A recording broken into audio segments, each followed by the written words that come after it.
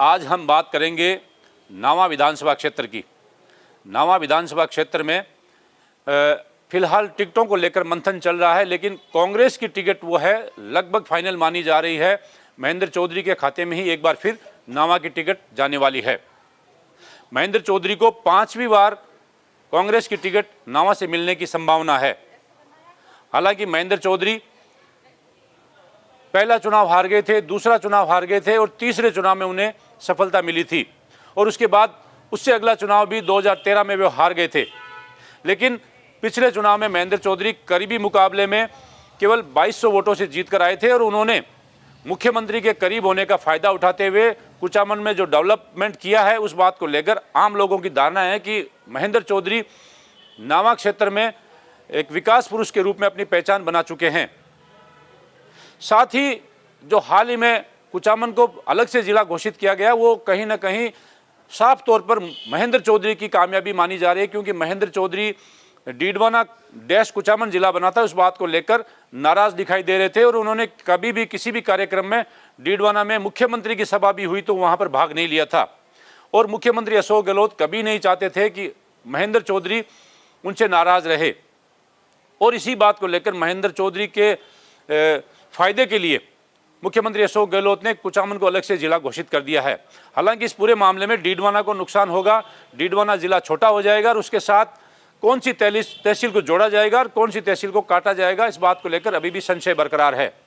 लेकिन मोटे तौर पर माना जा रहा है कि डीडवाना के साथ में लाडनू और जाइल आ सकता है। अगर जाइल में इसका विरोध हुआ तो केवल लाडनू और डीडवाना ही जिले में रहेगा, लेकिन कुचामन के साथ नावा, परबतसर, मकराना, ये 4 तहसीलें मिलाकर ये जिला अपने आप में एक सफिशिएंट जिला हो जाएगा। अब देखना ये होगा कि महेंद्र चौधरी को जिले का कितना फायदा मिलता है। निश्चित तौर पर महेंद्र चौधरी अगर जिला बनाने में कामयाब नहीं होते तो उन्हें नुकसान होने वाला था, लेकिन अब जब जिले की घोषणा हो गई है तो महेंद्र चौधरी भी छाती ठोक कर ये कह सकते हैं कि मैंने कुचामन को जिला बनवाया है। कुचामन का उप तहसील से सफर शुरू हुआ था और आज एक जिला मुख्यालय तक पहुंच गया है। उसमें पूरा का पूरा श्रेय है वो नावा के विधायक और उप मुख्य सचेतक महेंद्र चौधरी को जाता है।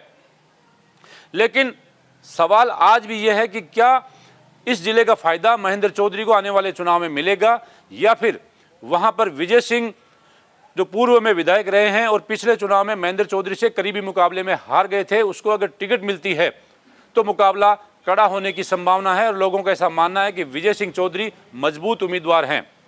लेकिन भारतीय जनता पार्टी की जो टिकट देने की फिलहाल पॉलिसी चल रही है उसमें वसुंधरा राजे के खेमे के लोगों को टिकट से दूर रखा जा रहा है और नए चेहरों को उतारने की प्रबल संभावनाएं हैं।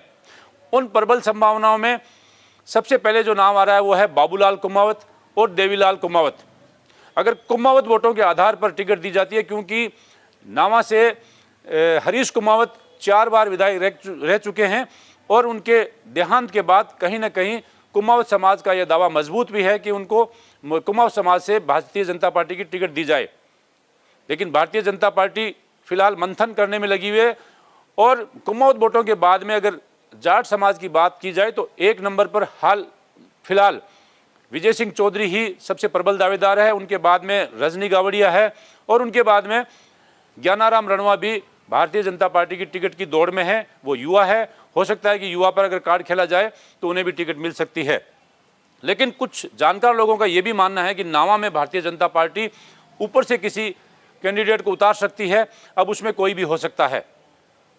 लेकिन महेंद्र चौधरी ने जिले की घोषणा करवाने के बाद अपने आप को सुरक्षित कर लिया है और महेंद्र चौधरी इस इंतजार में है कि नावा की टिकट विजय सिंह के अलावा किसी को मिल जाए तो विजय सिंह खुद निर्दलीय या आरएलपी से चुनाव लड़ेंगे। उस कंडीशन में भारतीय जनता पार्टी के वोटों का बंटवारा होगा, उसका फायदा सीधे तौर पर महेंद्र चौधरी को मिलने वाला है। लेकिन अगर भारतीय जनता पार्टी फिर से विजय सिंह चौधरी को मैदान में उतारती है तो नावा सीट का समीकरण वो जो है वो मुकाबला कड़ा होगा और किसी भी पक्ष में वो फैसला जा सकता है। अब देखने वाली बात ये होगी कि नावा विधानसभा सीट पर भारतीय जनता पार्टी किसको टिकट देकर उतारती है और इन्हीं नेताओं में से कोई नाराज होकर हो सकता है राष्ट्रीय लोकतांत्रिक पार्टी की टिकट भी ले ले। उस सूरत में अगर विजय सिंह चौधरी की टिकट कटती है और वो राष्ट्रीय लोकतांत्रिक पार्टी से चुनाव लड़ते हैं तो निश्चित तौर पर नावा में त्रिकोणीय मुकाबला देखने को मिलेगा। और उस सूरत में मुकाबला त्रिकोण होने के कारण परिणाम किसी भी पक्ष में जा सकता है, लेकिन उस कंडीशन में महेंद्र चौधरी को मजबूत माना जा रहा है। और अगर विजय सिंह चौधरी को भारतीय जनता पार्टी टिकट देकर मैदान में उतारती है तो फिर महेंद्र चौधरी को कड़ी टक्कर मिलेगी। लेकिन फिलहाल जो समीकरण बने हुए उनमें भारतीय जनता पार्टी के जो 4-5 नाम है, बड़े नाम है, उनमें विजय सिंह चौधरी, रजनी गावड़िया, ज्ञानाराम रणवा, बाबूलाल कुमावत और देवीलाल दादरवाल, ये जो नाम है ये प्रमुख रूप से सामने आ रहे हैं और इन्हीं नामों पर मंथन चल रहा है।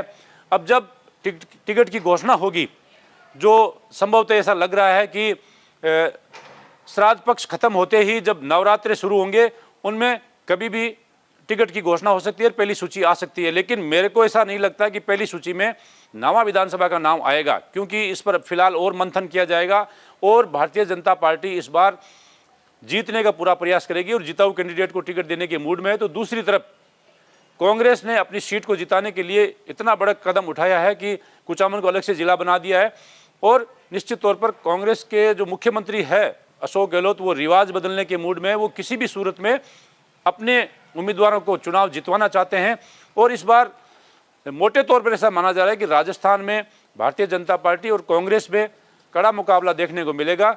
उनमें उम्मीदवारों का चयन भी सोच समझकर दोनों ही पार्टियां करने वाली है।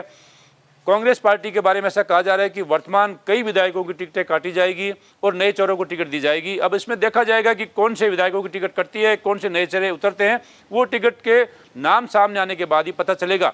लेकिन हनुमान बेनीवाल का रोल है वो नागौर ही नहीं पूरे राजस्थान की राजनीति में अहम होने वाला है, क्योंकि जितने भी दावेदार बढ़ रहे हैं उन्हीं दावेदारों में से किसी पार्टी से नाराज होकर कोई नेता चुनाव लड़ने की अगर मन में वो इच्छा रखेगा तो वो निश्चित तौर पर हनुमान बेनीवाल के पास जाएगा और हनुमान बेनीवाल उस सूरत में मजबूत उम्मीदवार उतारकर अपने आप को मैदान में उतारेंगे और कहीं ना कहीं अपने सीटों की संख्या को 2 से बढ़ाकर नागौर में तो ज़्यादा करना ही चाहेंगे। पूरे राजस्थान में उनका मकसद है कि कम से कम 10-12 सीटें जीत कर आए और वे सत्ता की चाबी उनके हाथ में रहे और कहीं ना कहीं सरकार जो भी पार्टी बनाती है उसमें उनकी अहम भागीदारी रहेगी।